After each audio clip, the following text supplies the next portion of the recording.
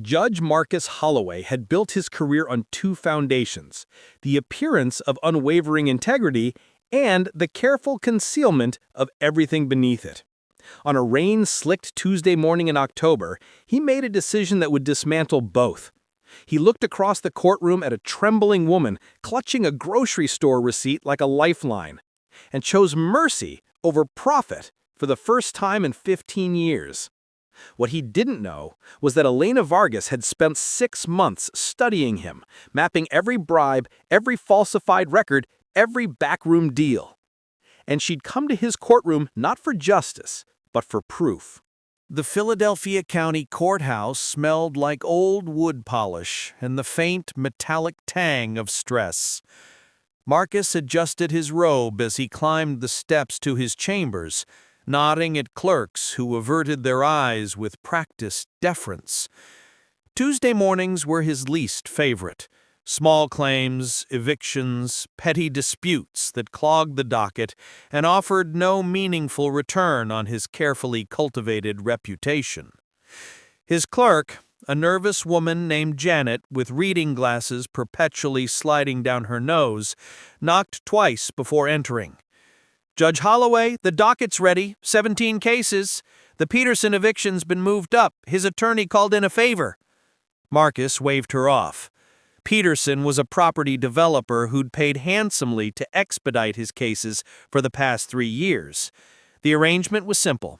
Marcus ruled swiftly in Peterson's favor, and a portion of each settlement found its way into an offshore account Janet knew nothing about. It was a system that had funded his daughter's private school tuition, his ex-wife's alimony, and the BMW parked in his reserved spot.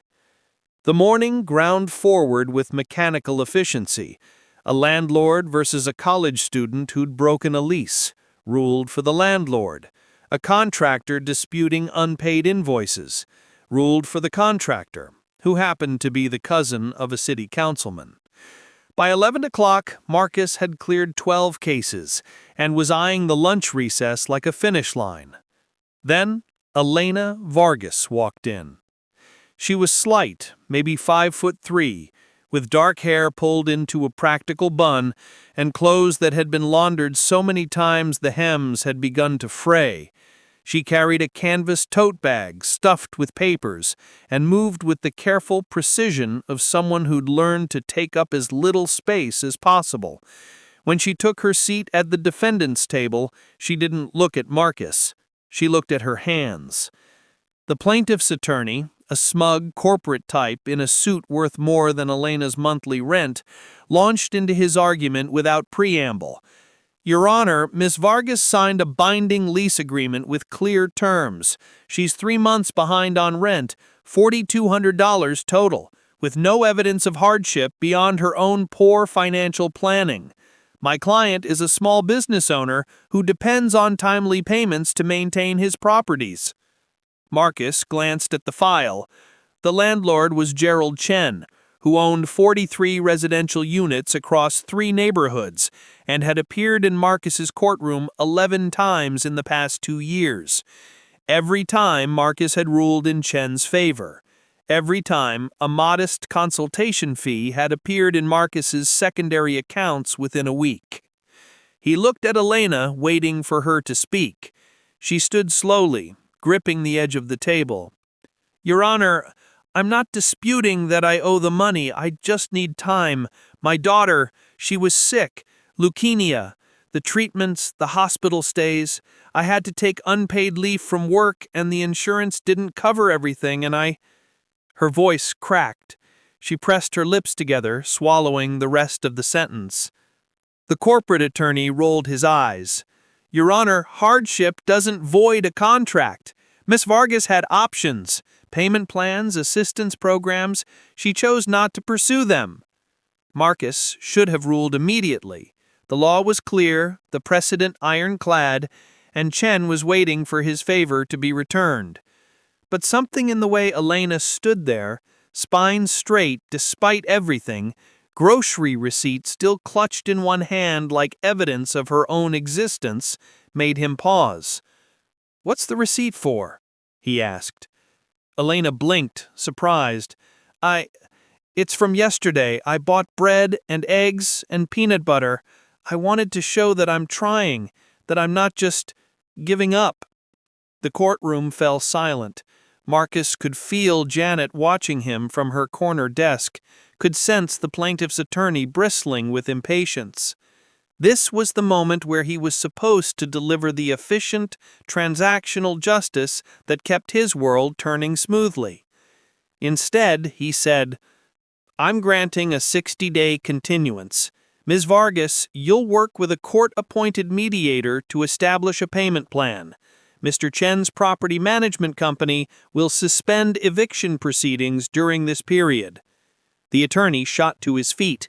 "Your Honor, that's highly irregular." "It's my courtroom," Marcus said, his voice carrying the steel that had intimidated lawyers for a decade and a half. "The ruling stands." Elena's eyes went wide. She opened her mouth, closed it, then managed a whispered, "Thank you." Marcus gavelled the case closed and moved on to the next one, trying to ignore the unfamiliar sensation spreading through his chest, something uncomfortably close to shame, or maybe hope. He didn't look at Elena as she gathered her papers and left, didn't notice the way she paused at the courtroom door to glance back at him with an expression that wasn't quite gratitude. It was calculation.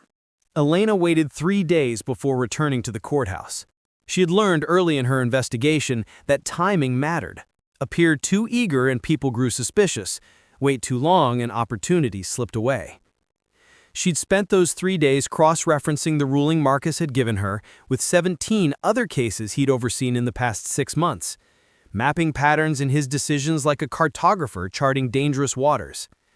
The pattern was elegant in its simplicity. Cases involving certain repeat plaintiffs, property developers, corporate landlords, construction companies with city contracts, almost always ruled in their favor. Cases involving individuals, especially those who couldn't afford high-powered attorneys, were dispensed with quickly and without mercy. Except for hers. She sat in a coffee shop 2 blocks from the courthouse, her laptop open to a spreadsheet that had taken months to compile. Each row represented a case. Each column tracked the plaintiff, the defendant, the ruling, and, most importantly, any financial connections she could trace between the plaintiff and entities linked to Marcus Holloway. The connections weren't obvious. Marcus was too careful for that. But Elena had spent 15 years as a forensic accountant before her daughter's illness had derailed her career, and she knew how to follow money through the labyrinth of shell companies and consulting fees. She'd traced payments from Peterson Development to a Cayman Islands LLC that shared a registered agent with 3 other companies. One of those companies had made quarterly payments to a law firm that listed Marcus's brother-in-law as a junior partner. It wasn't proof, not yet, but it was a thread, and Elena knew how to pull threads until they unraveled into rope. Her phone buzzed, a text from her daughter Sophia's nurse. "Vitals stable, she's asking for you." Elena closed the laptop.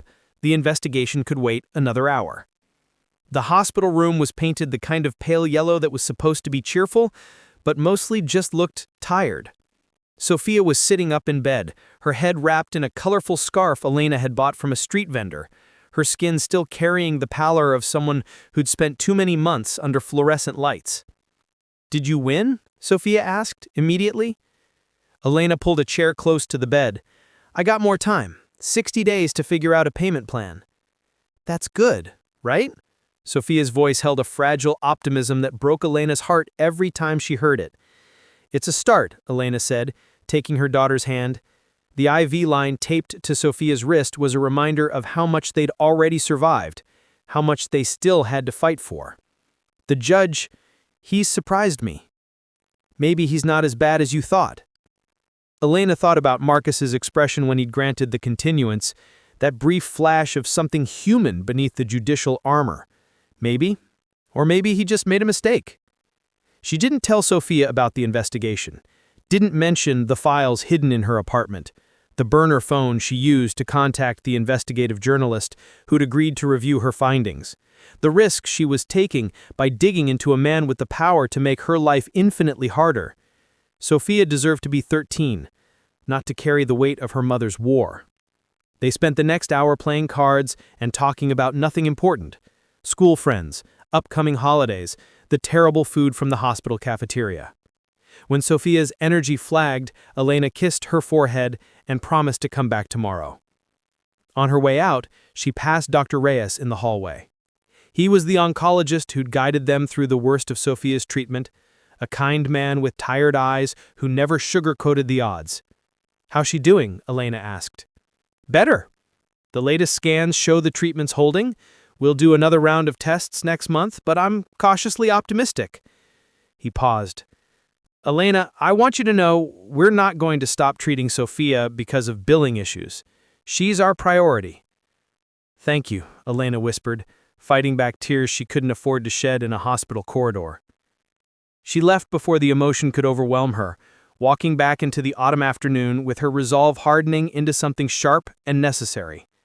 Marcus Holloway had given her 60 days. She'd use every single one of them to gather the evidence that would expose him. But first, she needed to understand why he'd helped her at all. Marcus couldn't stop thinking about the woman with the grocery receipt. It was irrational, this fixation. He'd ruled on thousands of cases, affected countless lives with the stroke of his gavel, and he'd trained himself not to dwell on the human cost of his decisions. Detachment was survival in his line of work, especially when that work included the kind of moral compromises that kept his bank accounts comfortable and his conscience sufficiently numb. But Elena Vargas had gotten under his skin. He found himself looking for her in the courthouse halls, scanning the public seating during other hearings, half expecting her to materialize with more questions or gratitude he didn't deserve. When 2 weeks passed without any sign of her, he felt an unexpected disappointment. Then she appeared in his chambers. Janet had gone to lunch, leaving Marcus alone with a stack of case files and a headache that no amount of coffee could cure. The knock on his door was soft but insistent. He looked up to find Elena standing in the doorway, that same canvas tote bag slung over her shoulder, her expression carefully neutral. "Miss Vargas," he said, surprised into forgetting his usual judicial distance, "you're not supposed to be back here without an appointment." "I know, I'm sorry, I wanted to thank you properly, for the continuance." She stepped into the office, and Marcus noticed she was holding a small bakery box tied with string. "I made you something. Empanadas. It's not much, but I wanted to show my appreciation." Marcus stared at the box. In 15 years on the bench, he'd received expensive bottles of wine, tickets to sold-out shows, envelopes of cash slipped into handshakes. No one had ever baked for him. "That's not necessary." But he didn't refuse when she set the box on his desk. "I know it's unusual, but you did something unusual too." Elena's eyes met his, and there was an intelligence there that made him suddenly wary. "Most judges would have ruled against me in 30 seconds. You took time. You listened." "I followed the law," Marcus said automatically. The deflection is practiced as his signature. "Did you?" She said it mildly, without accusation, but the question hung in the air like smoke. Marcus felt his defenses rising. "Miss Vargas, if you're here to discuss your case, you need to go through proper channels." "I'm not here about my case. Not exactly." She pulled a folder from her tote bag and set it on his desk beside the empanadas. "I'm here because I think you might be the only person who can help me understand something." Against his better judgment, Marcus opened the folder. Inside were photocopies of court documents, cases he'd recognized, rulings he'd made. Someone had highlighted patterns in yellow, drawn connections in red ink, annotated margins with dates and dollar amounts. His blood went cold. "What is this?" he asked, his voice deadly quiet. "It's a question," she said. She was watching him with the calm focus of someone who'd already calculated every possible outcome. "Why did you help me when you haven't helped anyone else in your courtroom in months? What made me different?" Marcus closed the folder with controlled precision. "This is highly inappropriate. You're a defendant in my court, and you're in here making what sounds like accusations. I'm not accusing you of anything. I'm trying to figure out if there's still something good in this system." Her voice carried a desperate sincerity that cut through his anger. "My daughter is alive because of doctors who didn't give up on her. I'm still in my apartment because of a judge who didn't give up on me. I need to know if that was real or if I'm just another data point in someone else's scheme." "You should leave," Marcus said. But his hand was resting on the folder, and they both knew he was going to look at it again the moment she was gone. Elena picked up her tote bag. "The empanadas are beef and cheese. They're better warm." She paused at the door. "I have a daughter, Judge Holloway. Her name is Sophia. She's 13. She likes terrible pop music and reads mystery novels and wants to be a veterinarian. I'm telling you this because I think you've forgotten what it's like to see people as people instead of cases. Whatever you're doing, whatever you've gotten caught up in, there's still time to choose differently." She left before he could respond. Marcus sat alone in his chambers for a long time, staring at the bakery box and the folder that contained the architecture of his own corruption laid out in careful detail. He should destroy it, should report Elena for witness tampering or contempt of court, should call his lawyer and figure out how to protect himself from whatever she was planning. Instead, he opened the box and ate an empanada. It was still warm, perfectly seasoned, made with the kind of care that couldn't be faked. It tasted like everything he'd lost in the slow compromise of his integrity. Elena didn't sleep that night. She lay in her small apartment, listening to the radiator clank and the neighbors argue through paper-thin walls, replaying every word of her conversation with Marcus Holloway. She'd taken a massive risk going to his chambers. If he decided to retaliate, he could reverse his ruling, find her in contempt, make her life immeasurably harder. But she'd seen something in his face when he'd opened that folder. Not just fear, but recognition. The look of a man who'd been running from his own reflection and had suddenly been forced to stop. Her phone buzzed at 2 a.m, unknown number. She almost didn't answer, but investigative paranoia made her pick up. "Ms. Vargas?" The voice was Marcus's, stripped of its courtroom authority. He sounded tired, human. "We need to talk." They met at a 24-hour diner on the edge of the city, the kind of place where the coffee was burnt and the fluorescent lights hummed with existential despair. Marcus arrived 10 minutes after Elena, sliding into the booth across from her with the careful movements of someone navigating unfamiliar territory. "I could lose my career for meeting you like this," he said. "I could lose my daughter if I don't finish what I started," Elena replied. A waitress refilled their coffee cups without asking, disappearing back into the kitchen with the practiced invisibility of someone who learned not to notice late-night conversations. Marcus wrapped his hands around his mug, staring into it like it held answers. "How long have you been investigating me?" he asked. 6 months, since I realized my landlord had won 14 consecutive cases in your courtroom." Elena pulled out her phone, showing him a spreadsheet. "I started tracking patterns. Cases where the plaintiffs had connections to city contractors, developers with pending projects, companies that donated to political campaigns. The rulings were too consistent to be coincidental." "You're a forensic accountant," Marcus said. Not quite a question. "I was. Before my daughter got sick and I had to choose between keeping my job and keeping her alive." Elena's voice was steady, factual. She'd cried through all her grief months ago. "I knew I couldn't prove anything from the outside. So I became a data point. I let my rent lapse, waited for the eviction notice, and came to your courtroom hoping you'd be predictable. But you weren't." "No, you weren't." Elena leaned forward. "That's what I can't figure out. Why did you help me? Was it guilt? Strategy? Did you somehow know I was investigating you?"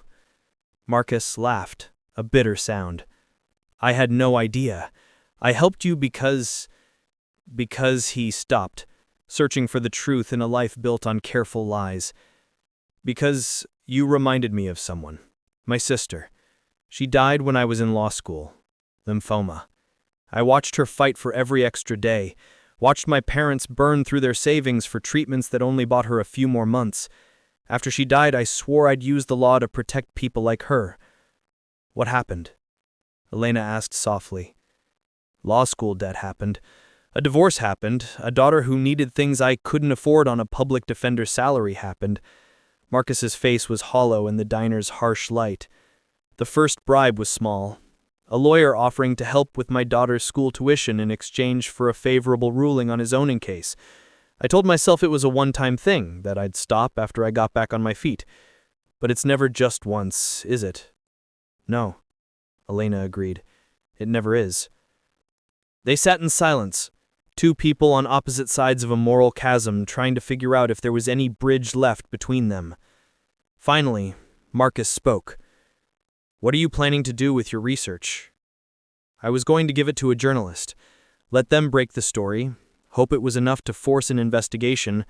Elena traced the rim of her coffee cup. But then you helped me, and I started wondering if there was another way. If maybe the person who could fix this system was someone inside it. You want me to turn myself in? Marcus said. I want you to choose who you're going to be. Elena's eyes were fierce, burning with a conviction that Marcus had forgotten existed. You can keep taking bribes, keep ruling for whoever pays the most, keep pretending you're just surviving in a broken system. Or you can blow it open. Expose not just yourself, but everyone who's been using you, the developers, the politicians, the whole corrupt machine. Be the judge you swore to be when your sister was still alive. Marcus felt something crack inside him, a dam that had been holding back 15 years of shame and compromise and quiet desperation. If I do this, I lose everything. My career, my pension, probably my freedom. My daughter will have to visit me in prison. Maybe, Elena said. Or maybe she'll have a father who chose integrity over comfort, someone she can actually be proud of. She reached across the table, not quite touching his hand. I can't make this choice for you, Judge Holloway, but I can tell you that my daughter is alive because people chose to do the right thing, even when it cost them. The doctors who fought insurance companies for her treatment, the social worker who found us emergency housing, the stranger who paid for our groceries when my card was declined. Good choices add up. They matter. You matter. Marcus looked at this woman who'd walked into his courtroom with a grocery receipt and quietly dismantled his entire carefully constructed life. She should hate him, should want nothing but his destruction. Instead, she was offering him redemption, holding out the possibility that he could still be the person he'd once dreamed of becoming. I need time to think, he said finally. You have until your next ruling on Gerald Chen's cases. There are 3 tenants he's trying to evict next week. If you rule like you always have, I'll know you've made your choice. If you don't, if you rule for the tenants, expose the pattern, call for an investigation, I'll know you've made a different one. Either way, the truth comes out. The only question is whether you're the one who tells it. She left money for her coffee and walked out into the November cold, leaving Marcus alone in the diner with the weight of his own conscience. But what Elena didn't know was that someone had been following them both. The next 5 days passed in a haze of sleepless nights and careful planning. Marcus pulled every case file that might be connected to the corruption network Elena had mapped. He contacted his sister's best friend, who'd become an attorney with the State Ethics Commission, and arranged a meeting under the pretense of seeking advice on a legal matter. He wrote letters to his daughter, explaining everything, then burned them because words couldn't possibly bridge the gap between who he'd been and who he needed to become. On the morning of Gerald Chen's eviction hearings, Marcus arrived at the courthouse 2 hours early. The building was empty except for security guards and janitors, the marble halls echoing with his footsteps. He went to his chambers and placed 3 envelopes on his desk, one for the state attorney general, one for the Judicial Ethics Board, one for his daughter, sealed with a father's desperate hope for forgiveness. Then he put on his robe and walked into the courtroom. Elena was there, sitting in the public gallery beside 2 other tenants facing eviction. She met his eyes for just a moment, and Marcus saw the question there. Who are you going to be? Gerald Chen's attorney strutted to the plaintiff's table with the confidence of someone who'd never lost in this courtroom. The three defendants, a retired teacher, a disabled veteran, a single mother with twins, sat at the defense table looking like they'd already resigned themselves to defeat. Marcus took his seat. The bailiff called the court to order, and for the first time in 15 years, Judge Marcus Holloway felt the clean, terrible freedom of knowing exactly what he had to do. "Before we begin," he said, his voice cutting through the courtroom's expectant silence, "I need to make a statement for the record." He looked directly at Chen's attorney. "I'm recusing myself from all cases involving Chen Property Management, Peterson Development, and 17 other entities listed in the document I'm submitting to the court clerk. Furthermore, I'm requesting an immediate ethics investigation into my own conduct over the past decade and a half." The courtroom erupted. Chen's attorney shot to his feet, stammering objections. The clerk looked bewildered. The defendant sat frozen, not understanding what was happening, but sensing that something fundamental had shifted. Marcus continued, his words steady and deliberate. "I've accepted bribes in exchange for favorable rulings. I've manipulated the legal system to benefit those who could pay while denying justice to those who couldn't. I betrayed my oath, this court, and every person who came before me seeking fairness under the law." He looked at Elena, and something like gratitude flickered across his face. "But I'm not the only one. The corruption in this system runs deep, and it's time to expose every part of it." He handed a folder to the clerk. Elena's research, expanded with his own insider knowledge, documenting 15 years of bribes, kickbacks, and systematic exploitation. It was career suicide, probably criminal prosecution, definitely the end of everything he'd built. It was also the first honest thing he'd done in longer than he could remember. Security escorted Marcus from the courtroom 20 minutes later. His lawyer arrived within the hour, already drafting arguments for leniency, already calculating plea deals. The news broke by evening. Prominent judge confesses to corruption, and the city exploded with scandal and outrage and demands for accountability. But in the chaos, something else happened. The three tenants in Chen's eviction cases were granted stays while a new judge reviewed their files.